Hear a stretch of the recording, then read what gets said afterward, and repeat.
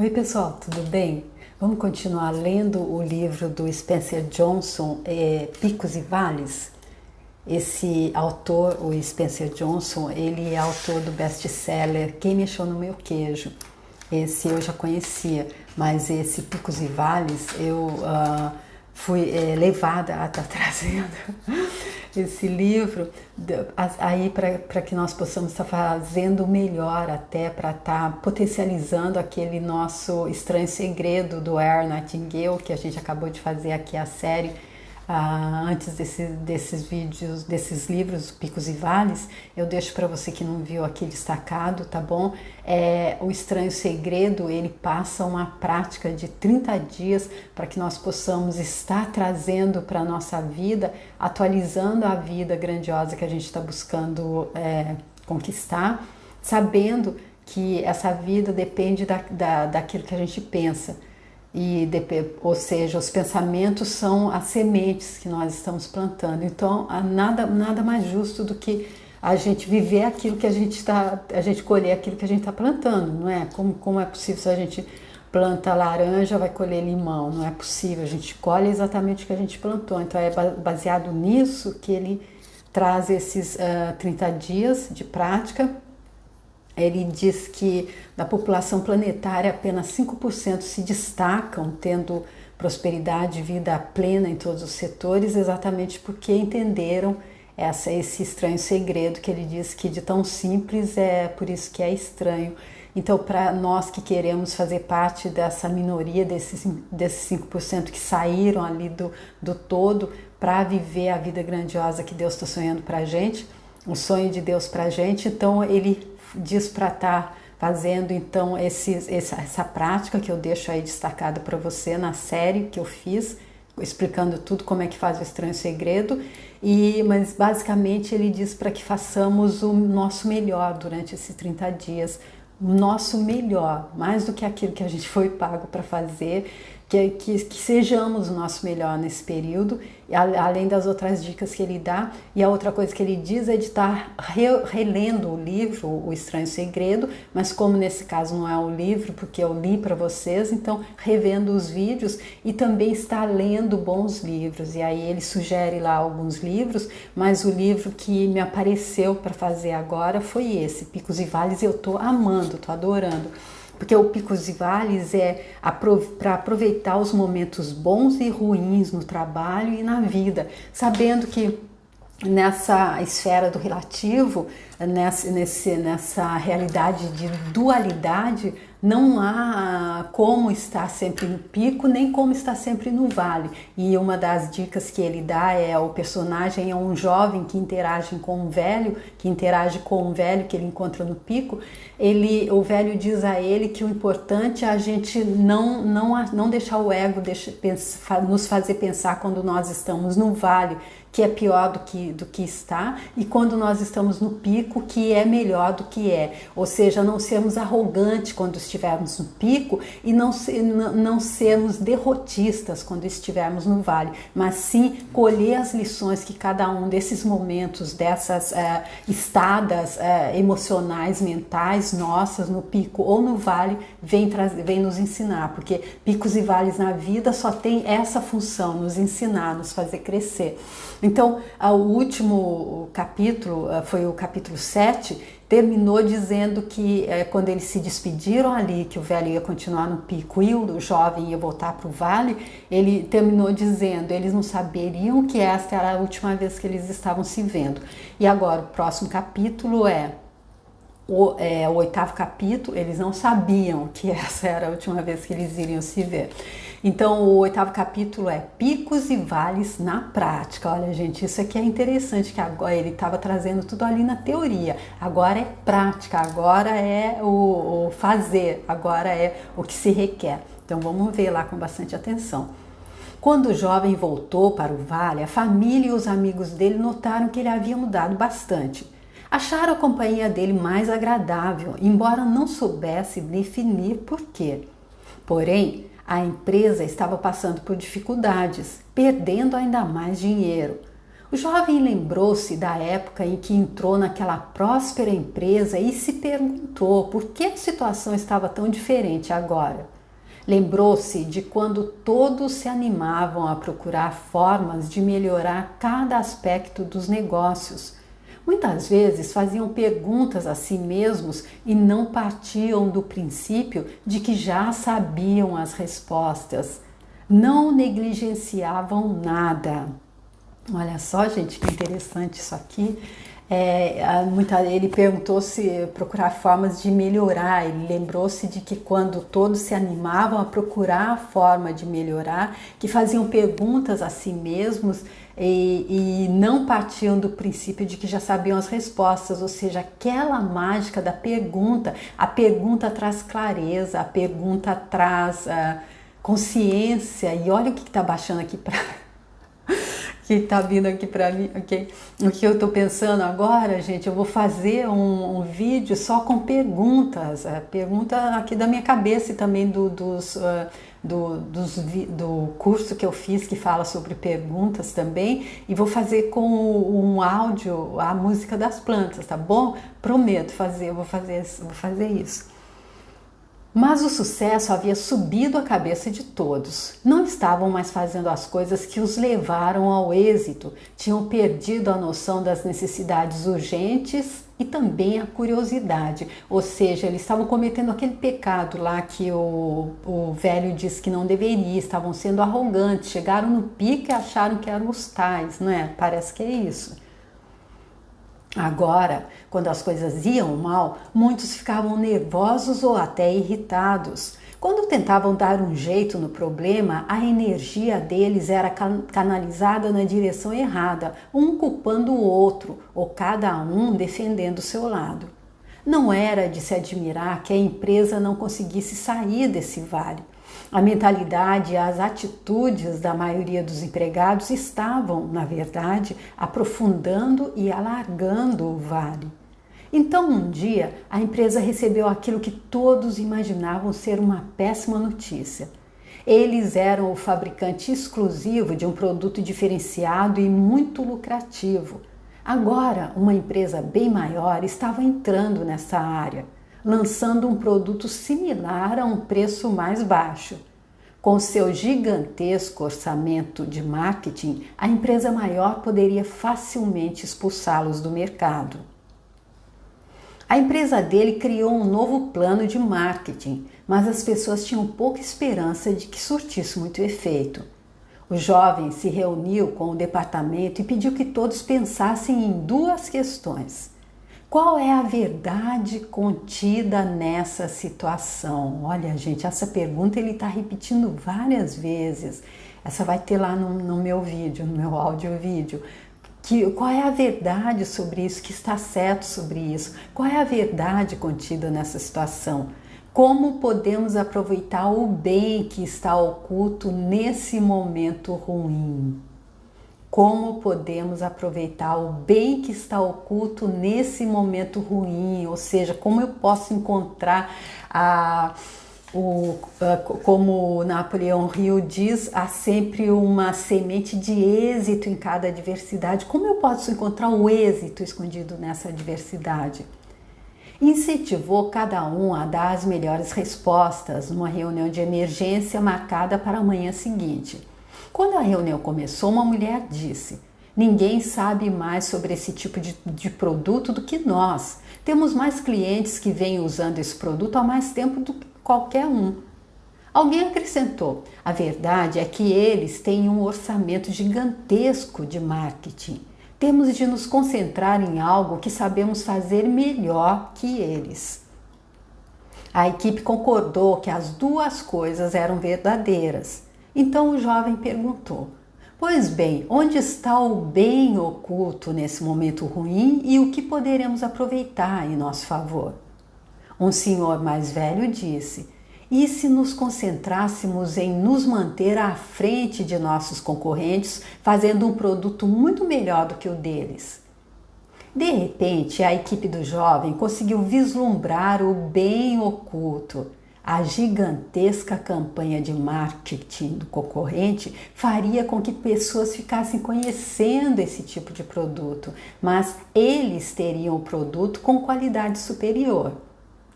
De certo modo, o concorrente estaria fazendo o trabalho de marketing para eles. Gente, olha que sacada, sacada de marketing. Olha aí, então ao invés da gente arrancar os cabelos porque tem uma pessoa, uma empresa muito mais rica investindo muito dinheiro no marketing, a gente achar, acabou pra gente, eles vão nos esmagar. Olha aqui que sacada incrível que a pergunta, a consciência que a pergunta trouxe. E isso é para tudo na vida, gente, para os nossos problemas, o que tá certo, qual a verdade sobre eu estar desempregado agora, qual a verdade sobre eu estar procurando um namorado, uma namorada e não estar conseguindo, o que tá certo sobre isso? É um tempo para eu me conhecer melhor, é um tempo para eu entender que eu devo valorizar o meu emprego quando eu tiver. Fazer a pergunta e se abrir para receber a consciência e aparece uma sacada dessa, né?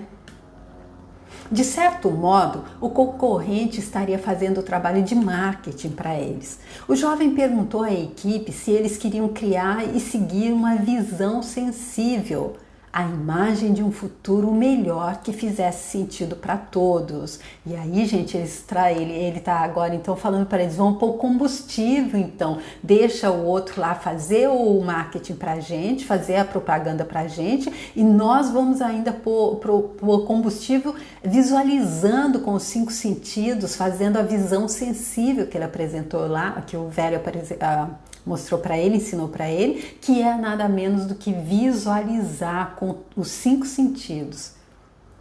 A equipe concordou e eles começaram a imaginar em detalhes bem específicos e verossímeis como seria ter um produto bem melhor, um produto do qual os clientes gostassem tanto que iriam comprá-lo, usá-lo e falar dele para as outras pessoas.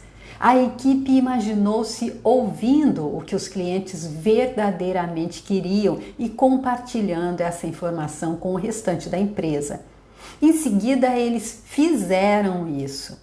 Ouviram as pessoas e acrescentaram recursos sensacionais ao produto, algo que as pessoas valorizavam.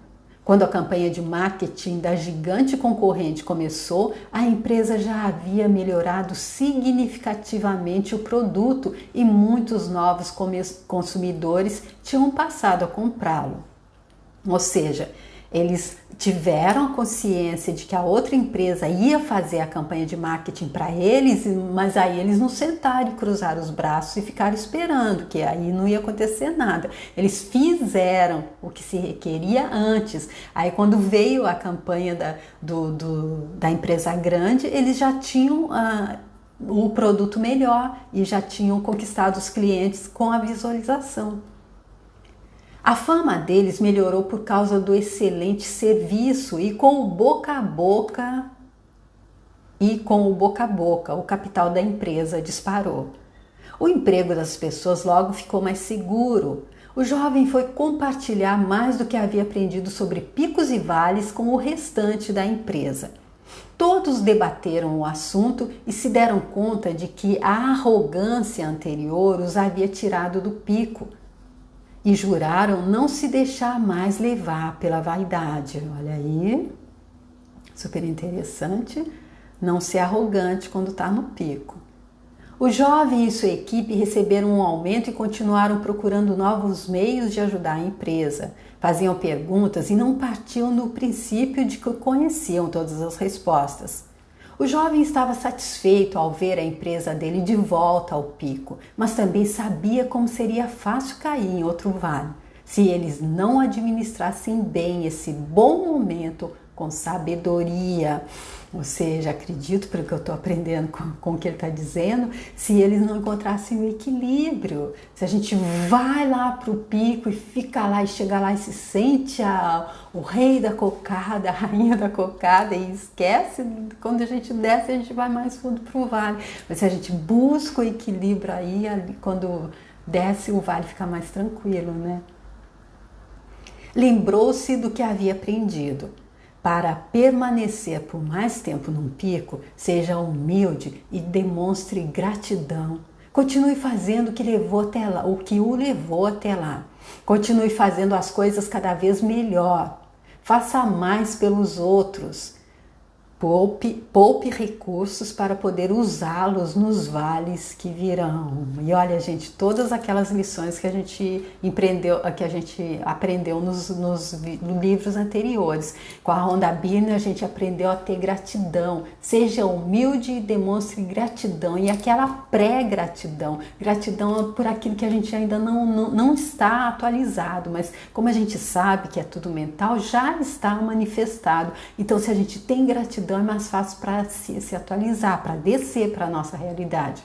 E a outra coisa é faça mais pelos outros, isso que é o estranho segredo do Earl Nightingale, baseado nisso. Faça mais pelos outros. Ele diz mesmo lá com todas as palavras que se você não ajudar o outro a prosperar, esquece. Se for aquele egoísmo egoísta, mesmo de verdade, se não for, tem que ser egoísta daquele jeito egoísta que o professor Hélio Couto ensina, fazendo o bem. Quanto mais você fizer o bem para o outro, melhor para você. É a melhor forma de sair bem na fita, é fazendo o melhor para o outro. Agora, quando você vai ser egoísta de verdade, você quer puxar tudo para você, só tem o seu umbigo, aí não gira tudo em torno do seu umbigo, aí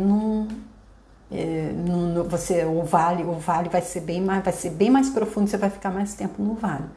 Mas pelo menos isso que eu estou entendendo do que ele está explicando aqui. Sorriu ao saber que estava finalmente aprendendo a administrar melhor seus momentos bons. Já havia decidido que faria as coisas de forma diferente no futuro, o que incluía economizar e investir parte do aumento de salário para ajudá-lo a atravessar os vales que certamente teria pela frente. Ou seja, sempre pensar que amanhã a gente vai precisar comer também, né, gente? Que amanhã a gente vai... aí vem aquele conselho lá do homem mais rico da Babilônia. Eu já fiz esse vídeo também. Qual é o segredo do homem mais rico da Babilônia? Se você quiser saber, olha aqui nesses dois vídeos que eu vou deixar em destaque para você, que é também um conselho que o Earl Nightingale dá lá no plano dele de O Estranho Segredo dos 30 Dias. Se você não conhece também, não viu, eu deixo aqui destacado também para você, que é exatamente... deixa então aí em suspenso para você ver lá nos vídeos, tá bom? Um dia o jovem ficou surpreso e feliz quando foi informado de que havia sido promovido. Mal podia esperar para contar a notícia à família e à jovem de quem gostava. Então ficou paralisado. Na última vez em que fora contar uma ótima notícia sobre o trabalho, a situação não tinha ido muito bem. Lembrou que quando teve uma conquista antes, tornou-se arrogante e sequer se dera conta disso. Lembrou que os amigos começaram a evitá-lo, inclusive a jovem de quem ele gostava.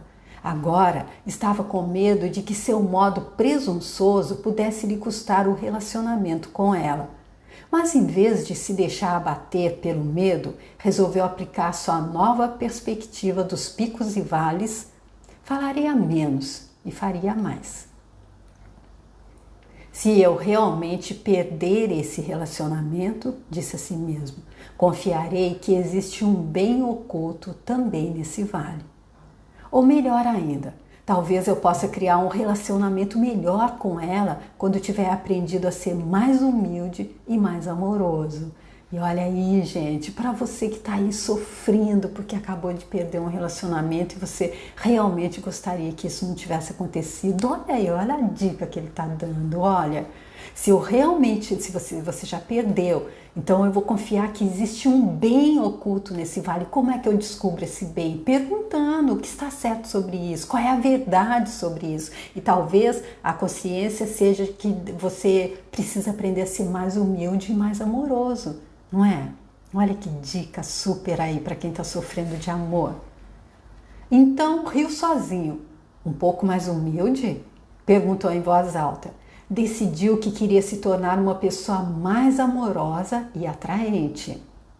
Agora, ele acreditava que ao se tornar mais amoroso, pondo o amor no lugar do medo, era mais provável que fosse amado e que atraísse um relacionamento verdadeiramente gratificante para si. Gente, esses três trechinhos aqui, esse trechinho ele vale ouro para quem está aí buscando um relacionamento, para quem está aí sofrendo porque saiu de um relacionamento, perdeu uma pessoa que ainda ama e viu que meteu os pés pelas mãos. Olha aí, ser uma pessoa mais amorosa faz com que a gente fique até mais atraente. E aí, pondo o amor no lugar do medo. O medo a gente já viu que se a gente se levantar, ele foge. Ele só fica ali nos mantendo presos enquanto a gente está ali diminuído. Assim que a gente toma a nossa postura do eu sou, não tem mais para o medo.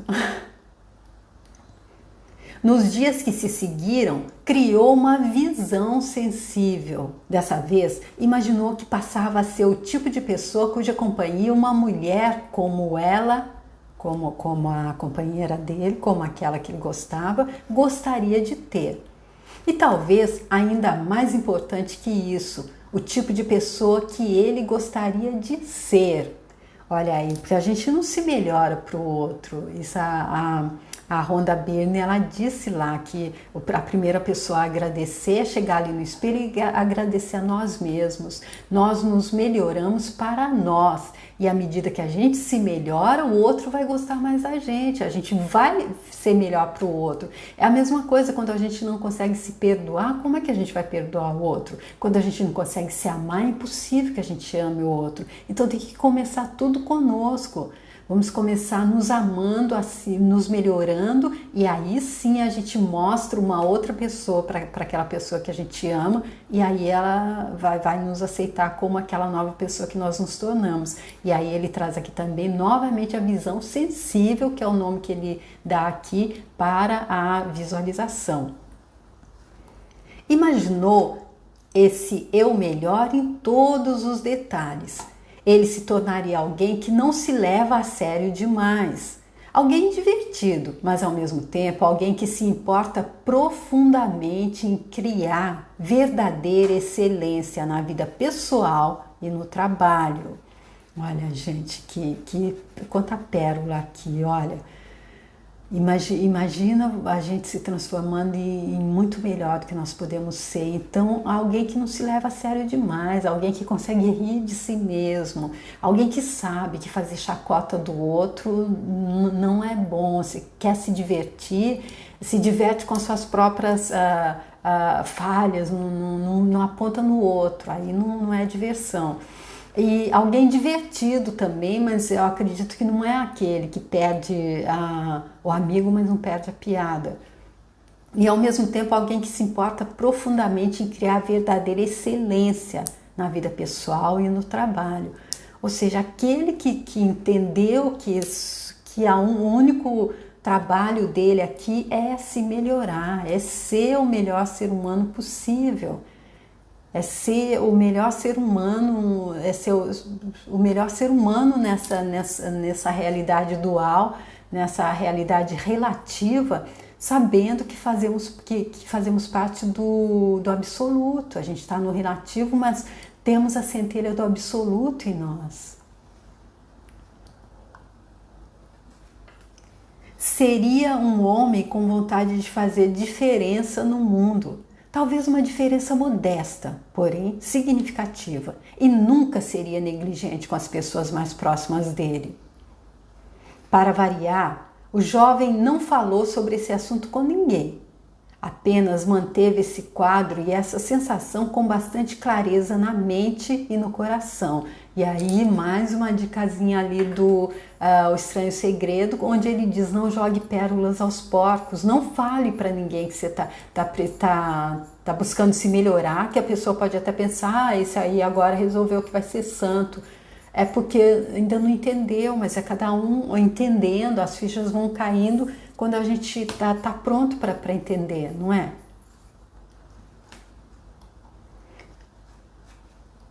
Então fez as coisas que levaram tudo aquilo a acontecer. Começou pelas coisas pequenas. Com o tempo foi se tornando cada vez mais o homem que havia imaginado.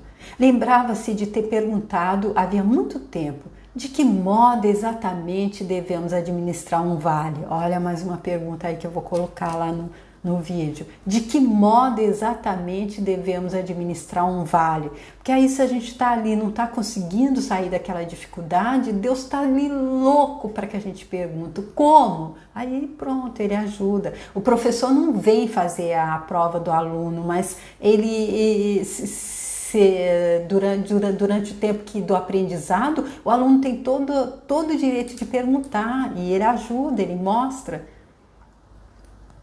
Agora, escreveu a resposta no caderno. É possível sair de um vale mais rápido quando conseguimos sair de nós mesmos. No trabalho, sendo mais úteis. Na vida pessoal, sendo mais amorosos.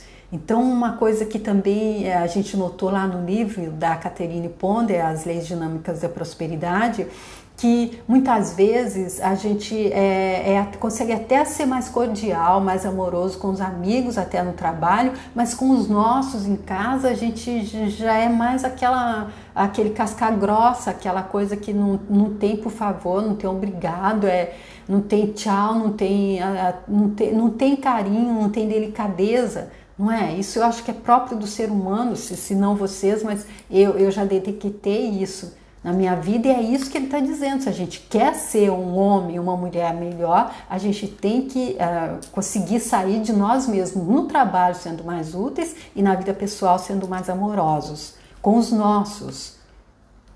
Uma noite, antes de começar a trabalhar no novo cargo, os pais dele fizeram uma pequena festa para ele. A maioria dos amigos compareceu, incluindo a jovem, que agora passara a gostar muito dele.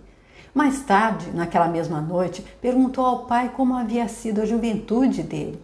Enquanto ouvia as histórias do pai sobre alguns dos picos e vales pessoais que havia enfrentado na trajetória, percebeu que o pai dele tinha uma sabedoria toda própria. Com o tempo, esses dois homens passariam a se aproximar muito. Olha aí, gente, quando a gente se melhora, o que ele está dizendo aqui é que a gente até aprende a aproveitar, apreciar mais os nossos pais, os nossos antepassados que ainda estão aí com a gente, nossos pais, nossos avós, os anteriores, que quando a gente está na arrogância, a gente acha que porque a gente é jovem e eles são velhos, eles é só a gente que sabe, e a gente passa mesmo assim por cima, assim, né? Olha, quando a gente se torna melhor, a gente aprende a ver a grande sabedoria que a gente tem ali do lado, tendo esse antepassado mais velho ali conosco. A sorte, a bênção que é isso. A carreira do jovem continuava indo de vento em popa e os pais dele estavam satisfeitos com ele. Ainda discutia com eles de vez em quando, mas havia se tornado menos defensivo e as discussões eram mais suaves. Muitas delas passaram a ser conversas ponderadas. Pensou que maravilha, gente, ao invés de tudo começar a gritar e aquela barulheira e cada um querendo impor a sua posição, se a gente consegue passar a ter conversas ponderadas, cada um ouvindo o ponto de vista do outro, cada um aprendendo com o outro, cada um respeitando a opinião do outro. O jovem continuou fazendo muitas descobertas por conta própria. Uma das coisas mais úteis que descobriu era surpreendentemente simples. Sempre que não sabia muito bem como sair de um vale, lembrava-se de que picos e vales são opostos entre si. Assim, observava o que havia feito para estar naquele vale e fazia exatamente o oposto. E conseguia o resultado oposto. E aí vem aqui a máxima do Ho'oponopono, se responsabilizar. Observa o que eu fiz, como foi que eu criei para estar nesse vale. Então agora vou criar diferente. Não está sabendo como criar diferente? Pergunta, como eu faço para criar diferente? Essa realidade não está me agradando. Eu criei, eu assumo, eu criei. Porque eu acho que é o primeiro ponto, gente. O Dr. Hugh Lane, ele diz que a primeira pergunta é perguntar quem sou eu? Quem sou eu? Verdade? Quem sou eu?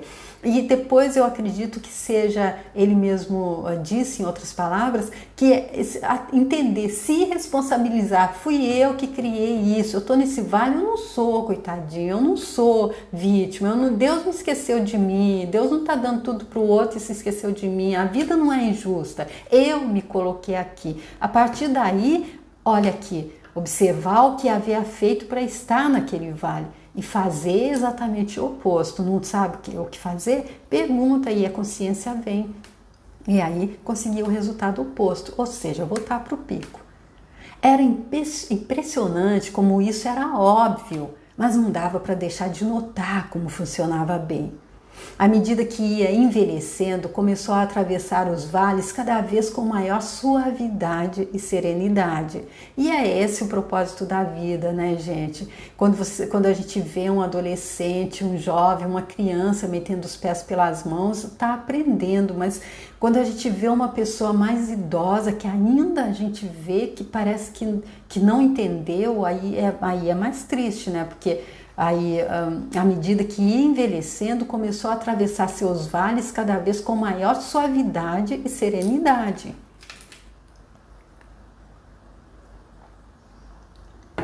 Apesar da agenda lotada, o jovem ainda conseguia tempo para caminhar pelas campinas do vale. Muitas vezes acompanhado da jovem de quem gostava. Até que um dia recebeu a dolorosa notícia que sabia que viria mais cedo ou mais tarde. O velho do pico tinha morrido.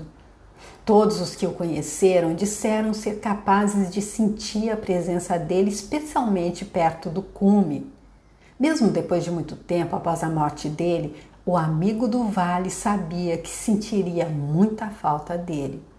O jovem correu os olhos pelo vale. Temia que uma importante parte da vida dele agora estivesse faltando e nunca mais iria recuperá-la. Havia ficado bastante apegado ao velho e agora começava a se sentir mais sozinho e entristecido. E olha, gente, eu não sei se é assim que ele vai desenvolver isso, mas olha aqui essa palavra. Havia ficado bastante apegado ao velho. E apego, quando a gente sabe que a saída dessa vida é a morte, terminar a morte do corpo físico, é passar para o outro lado, onde a gente vai se reencontrar um dia. Mas se a gente, ao invés de ter amado aquele ente querido, a gente se apegou a ele, aí a gente vai se sentir sozinho e entristecido além da conta. Não sei se é isso que vai acontecer. Saudade normal, sim, mas ficar feliz pelo tempo que nós tivemos a pessoa emprestada com a gente. Sentiu a dor no coração e se perguntou qual seria a verdade. Então imaginou a voz do velho dizendo: vales são os momentos em que sentimos falta do que não temos. Então riu e num sussurro concluiu a frase do velho.